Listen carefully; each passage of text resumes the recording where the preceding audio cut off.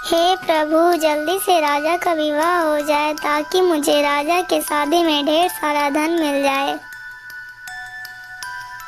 ये सब कुछ सोचते सोचते ब्राह्मण मगध राज पहुंच जाता है। उधर मगध राज के राजा की पुत्री के पास भी एक मैना थी। वह तोता भी भविष्य में होने वाली सारी घटनाओं के बारे में बता दिया करती थी। जो भी भविष्य में घटित होने वाला होता था वो राजा की पुत्री को पता चल जाता था। राजकुमारी चंद्रावती, बधाई हो, बधाई हो। अरे ये क्या बोल रही हो मैना, तुम मुझे किस बात की बधाई दे रही हो? राजकुमारी जी, आपके विवाह का प्रस्ताव राजकुमार राजा प्रताप ने रातनगढ़ से आपके लिए भेजा है। इसी की बधाई मैं तुम्हें दे रही हूँ।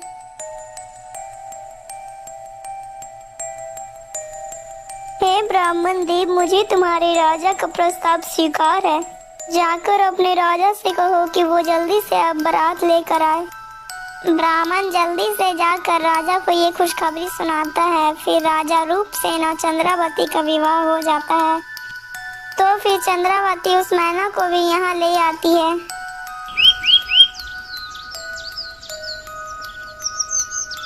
एक दिन की बात है, तोता और मैना के बीच बहस हो जाती है। अरे ओ मैना, तू अपना मुंह उधर फेर ले। ऐसे भी मुझे स्त्री पसंद नहीं है, क्योंकि स्त्री बहुत ही धोखेबाज होती है। हे तोते, मैं अपना मुंह उधर क्यों फेरूं? तू ही अपना मुंह उधर फेर ले, क्योंकि धोखेबाज स्त्री नहीं होती, पुरुष होते हैं। पुरुष एक नंबर के धोखेबाज और स्वार्थी होते हैं। पास में खड़े राजा ने जब उन दोनों की बातें सुनी तब वो राजा पूछने लगता है, अरे भाई, तुम दोनों आपस में ही क्यों झगड़ रहे हो? देखिए ना महाराज, ये तोता स्त्रियों को धोखेबाज और चालबाज समझता है, जबकि मैं बहुत अच्छी तरह से समझती हूँ कि पुरुष बहुत ही ज्यादा स्वार्थी होता है। लेकिन मैना, पुरुष ही स्वार्थी होता है, ये तुम कैसे कह सकती हो? यदि आपको विश्वास नहीं होता है तो सुनिए महाराज। दीनापुर नाम के गांव में एक महादन नाम का सेठ रहा करता था। उसकी कोई औलाद नहीं थी। मैं क्या करूं भगवान, हमने तो सारे उपाय करके देख लिए हैं, लेकिन हमें संतान क्यों नहीं प्राप्ति हो रही है? स्वामी, आप परेशान मत होइए। यदि ईश्वर ने चाहा तो हमें संतान प्राप्त जरूर होगा। भिक्षाम देही माता, भिक्षाम देही। इस गरीब को कुछ खाने के लिए दे दीजिए माता। हाँ ब्राह्मण देव, आप यहीं रुकिए, मैं अभी आपके लिए कुछ खाने को लाती हूँ।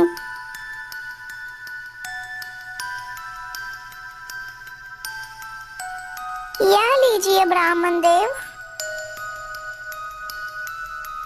ईश्वर आपका कल्याण करे माता, आपकी सारी इच्छाएं पूर्ण हो। ब्राह्मण का दुआ उस सेठानी को लग जाती है। कुछ ही दिन बाद उनके घर में एक बच्चा हो जाता है।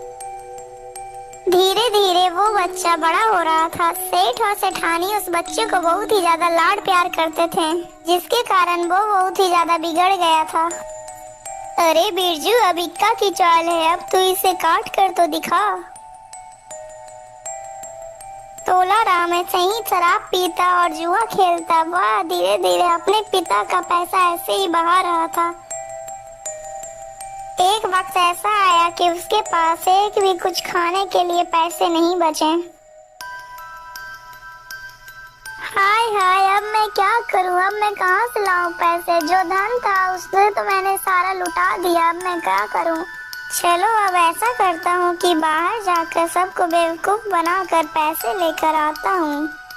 ये सब बोलकर तोला राम वहां से निकल पड़ता है। वह चलते चलते सीमा नाम पूरी गांव में पहुंचता है। अरे भाई, इस गांव में सेठ धनपति नाम का व्यक्ति कहाँ पर है? सीमापुरी का सेठ धनपत राम महाधनपुरी का बहुत ही अच्छा मित्र था। उसी का फायदा उठाने तोला राम वहां पर आया था।